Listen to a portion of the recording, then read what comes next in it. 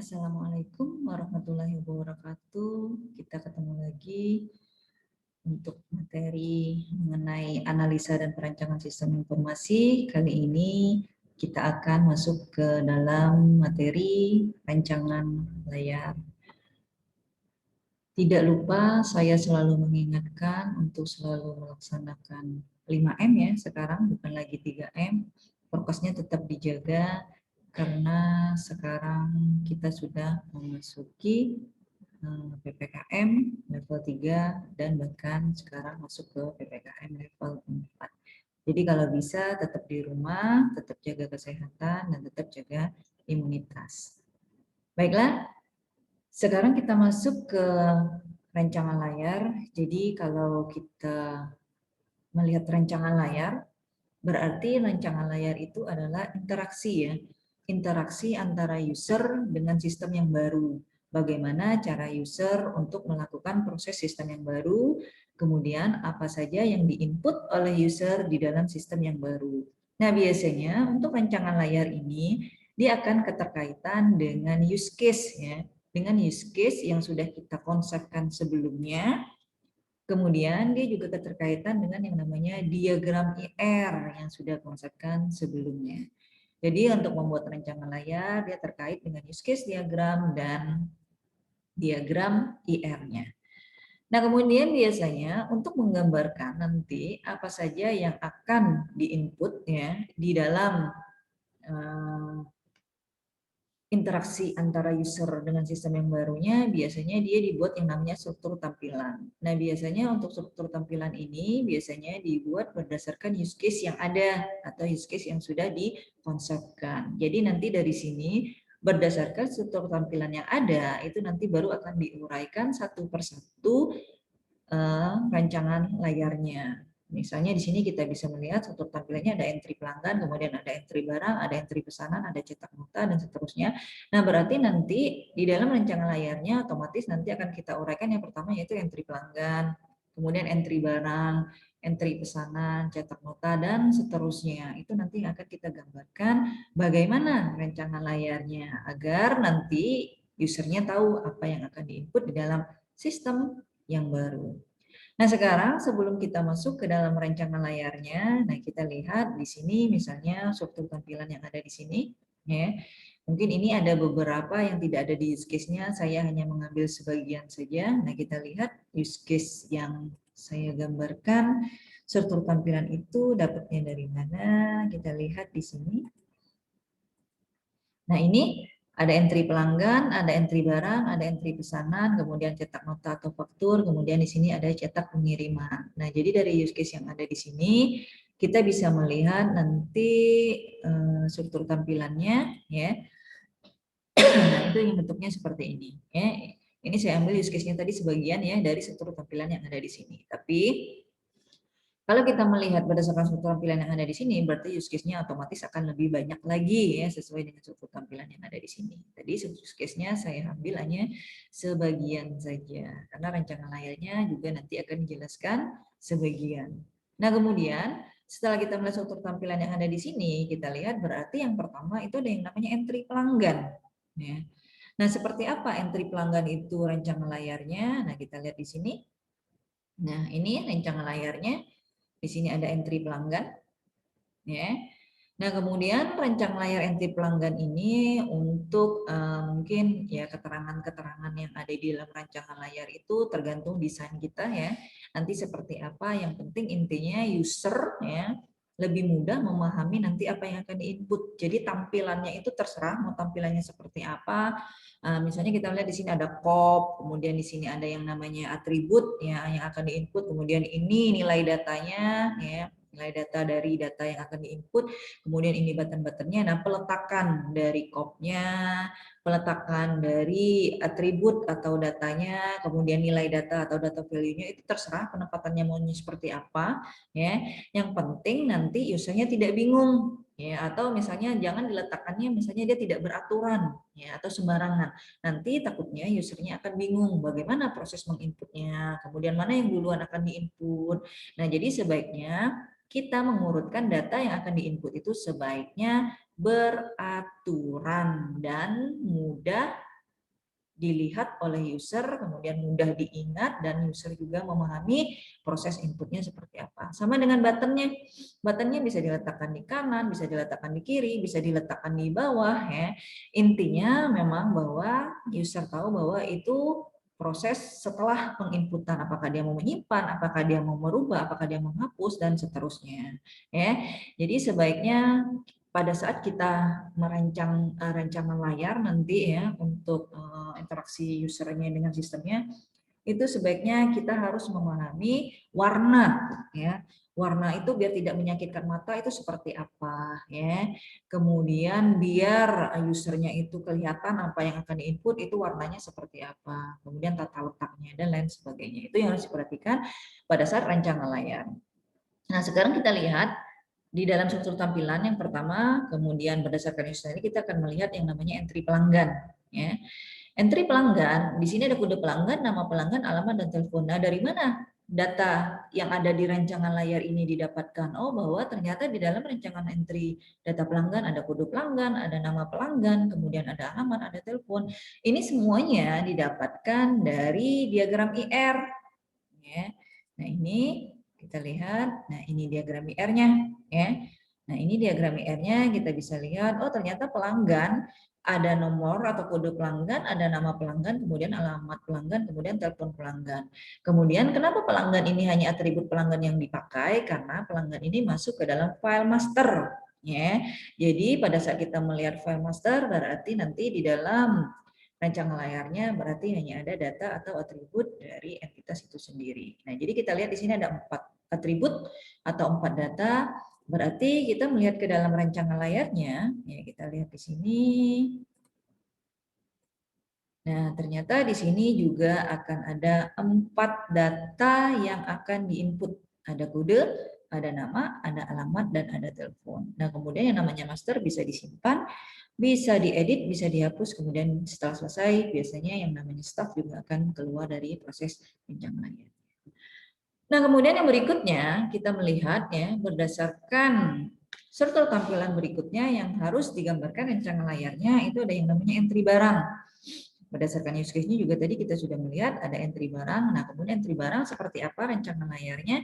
Nah, kita lihat di sini antara entry pelanggan dan entry barang kita bisa melihat bahwa buttonnya berbeda ya. Kalau pelanggan itu di sebelah kanan, kemudian yang namanya barang itu di bawah. Ini tidak masalah ya, tidak masalah. Ya, yang penting user masih memahami bahwa ini adalah button atau eksekusi yang harus dilakukan oleh user setelah melakukan proses penginputan.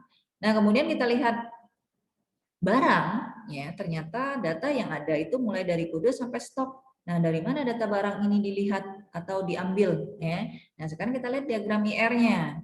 Ya. Kita lihat diagram IR-nya.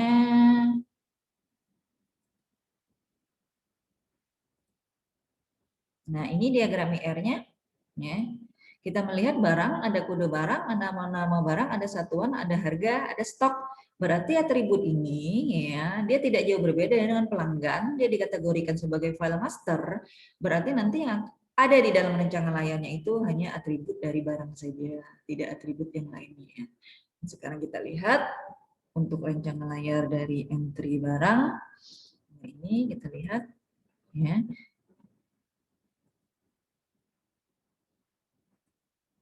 Nah, ini ada kode barang, atribut yang pertama di dalam entitas barang tadi ada nama barang, ada satuan, ada harga satuan, kemudian stok. Oke. Jadi ini yang kita lihat pada saat kita mendesain rancangan layar untuk entry data pelanggan dan entry data barang. Jadi kalau seandainya rancangan layar yang akan kita desain itu dia masuk ke dalam kategori filenya file master, berarti nanti yang akan masuk ke dalam rancangan layarnya hanya atribut dari entitas itu sendiri, tidak atribut yang lainnya. Karena kalau kita lihat di transformasinya nanti tidak pernah ada foreign key ya di dalam transformasi atau LRS-nya. Nah, kemudian yang berikutnya, saya tidak akan membahas entry kendaraan dan entry supir karena saya rasa sama-sama master ya, di diagram IR-nya pun tidak saya gambarkan, di use case-nya tidak saya gambarkan ya. Tapi ini saya mengambil suatu tampilan dari use case yang ada di atas di dalam diktat ya. Nah, kemudian yang berikutnya kita melihat ke transaksi, beda ya. Ini master, kemudian ini transaksi. Transaksinya ada entry pesanan dan ada yang namanya cetak nota. Jadi di dalam entry pesanan kita bisa melihat di sini ada yang namanya kita lihat diagram IR-nya.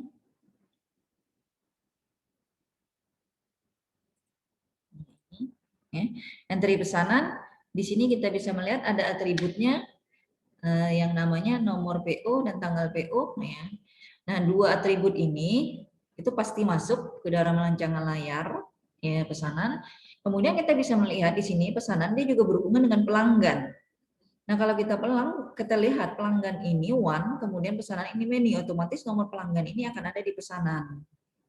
Berarti nanti selain atribut pesanan, nomor PO dan tanggal PO, nanti akan ada juga yang namanya atribut pelanggan di dalam pesanannya. Nah, apakah nanti atribut pelanggan itu harus masuk semuanya ke dalam atribut pesanannya, ke dalam rancangan layar pesanannya, tergantung kebutuhannya. Kalau memang seandainya ternyata semuanya dibutuhkan, ya sudah masukkan berarti semua atribut pelanggan ke dalam rancangan layar pesanan. Tapi ternyata kalau memang seandainya yang dibutuhkan cuma nama sama alamat dan telepon, ya sudah berarti 3 itu masukkan ke dalam rancangan layar pesanannya. Kemudian kita bisa melihat di sini pesanan berhubungan dengan minta dan barang, kemudian di sini transformasi, otomatis di sininya nanti akan ada ini dan ini. Berarti di rancangan layar ini nanti akan ada yang namanya quantity pesanan, kemudian akan ada yang namanya atribut barang. Ya. Nah, sama atribut barang ini juga sesuai dengan kebutuhannya nanti apa saja yang akan muncul ke dalam rancangan layarnya. Ya. Nah, sekarang kita coba lihat ya, seperti apa rancangan layar dari pesanannya. Kita lihat dia masuk ke dalam transaksi entry pesanannya ya. Nah, kita lihat di sini ya. Pesanan yang pertama dia harus ada atribut pesanannya ya, nomor pesanan dan tanggal pesanan ya. Ini input nilai datanya. Nah, kemudian seperti yang saya sebutkan tadi dia harus ada data pelanggannya ya, mulai dari kode sampai ke telepon, berarti semua atribut pelanggan dimasukkan. Nah, kemudian dia juga berhubungan dengan yang namanya barang, otomatis atribut barang juga harus dimasukkan ke dalam rancangan layar pesanannya. Di sini yang masuk ke dalam rancangan layar pesanannya untuk atribut barang, kode barang, nama barang, satuan dan harganya. Ya, kemudian yang berikutnya tadi ada minta berhubungan juga dengan yang namanya pesanan. Berarti atribut dari minta karena dia ada nomor pesanan dan kode barang, berarti yang belum ada itu hanya quantity atau jumlah pesanannya. Itu juga masuk. Nah, jumlah ini untuk memudahkan ya. Nanti berapa total yang ada di sini, karena yang namanya total yang ada di sini jumlah ya yang dikalikan dengan jumlah ini dihasilkan dari hasil perkalian harga pesan dan input. Di sini muncul display jumlah ya, jumlahnya, kemudian total ini nanti keseluruhan dari jumlah yang ada di sini. Ini juga untuk mempermudah ya user mengetahui oh berapa jumlah nilai harga pesan dengan jumlah yang dipesan, kemudian totalnya itu benar atau tidak. Nah, kemudian di sini ada button tambah atau add. Karena kita melihat hubungan antara pesanan dan barang itu many to many, otomatis barang yang ada di pesanan itu mungkin lebih dari satu, ya artinya bisa lebih dari satu atau bisa banyak. Jadi di sini barang bisa ditambahkan lebih dari satu, makanya ada button tambah di sini. Tapi pelanggannya tetap satu, pesanannya tetap satu. Setelah selesai semuanya, baru yang namanya user itu bisa menyimpan. Kemudian kalau tidak jadi berarti dia cancel. Kemudian kalau selesai, sudah selesai dia bisa keluar. Nah, kemudian nanti ya untuk cetak notanya nanti kalian coba buat sendiri atau coba dirancang sendiri, nanti desainnya seperti apa, bentuknya seperti apa, acuannya apa. Acuannya adalah diagram IR yang ada di sini ya. Nah, diagram IR yang ada di sini dilihat ini faktur atau nota ya. Faktur berhubungan dengan pesanan, pesanan berhubungan dengan pelanggan, pesanan berhubungan dengan minta dan barang. Jadi nanti faktur itu ada atribut faktur, ada atribut pesanan, pelanggan, minta, kemudian barang. Ya, jadi nanti coba dibuat dulu seperti apa, sekalian mencoba mendesain ya. Jadi kalau kalian bikin program, kalian lihat nanti layarnya itu seperti apa desainnya ya. Berarti dari mana dapatnya ya program yang kalian hasilkan itu ya berarti dari diagram IR, kemudian use case, kemudian struktur tampilan yang ada di sini, baru desain rancangan layarnya. Jadi apa yang sudah didesain di sini nanti tinggal diimplementasikan ya ke dalam bahasa pemrogramannya. Apakah itu bahasa pemrograman berbasis web Apakah itu bahasa pemrograman yang desktop atau misalnya bahasa pemrograman Visual Basic atau Visual Basic Net atau VBNet ya, tapi sekarang sudah jarang digunakan, sekarang semuanya sudah serba online ya. Jadi sebenarnya cara desain rancangan layarnya sama ya.